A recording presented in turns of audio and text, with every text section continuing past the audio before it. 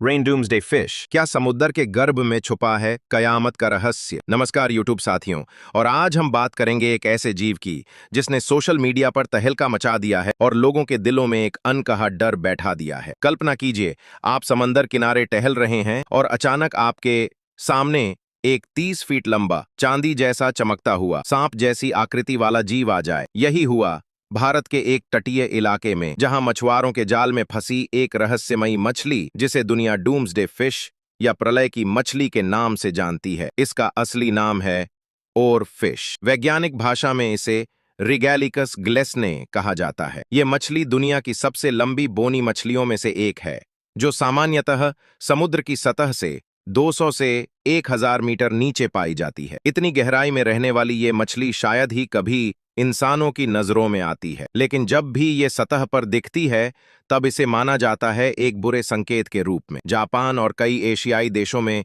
सदियों से ये मान्यता रही है कि ओरफिश जब सतह पर आती है तो वो किसी बड़े प्राकृतिक आपदा जैसे भूकंप या सुनामी का संकेत होती है। जापानी लोक कथाओं में इसे कहा गया है रगबगुनो सुकाई, यानी समुद्री देवता के दरबार का दूत। तो क्या वाकई ये मछली कयामत की भविष्यवाणी करती है? वैज्ञानिकों की राय इससे अलग है। उनके अनुसार इस मछली का सतह पर आना पूरी तरह से प्राकृतिक कारणों से होता है। 1, वह बीमार हो सकती है। 2, समुद्र के अंदर तेज धाराओं में बहकर सतह तक आ सकती है।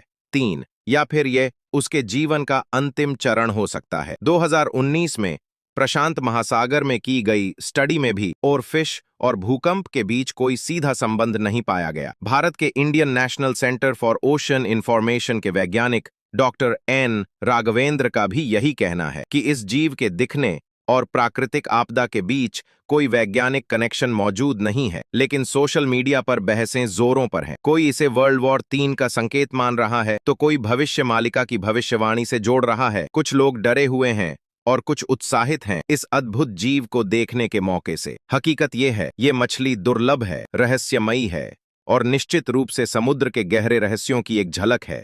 लेकिन डर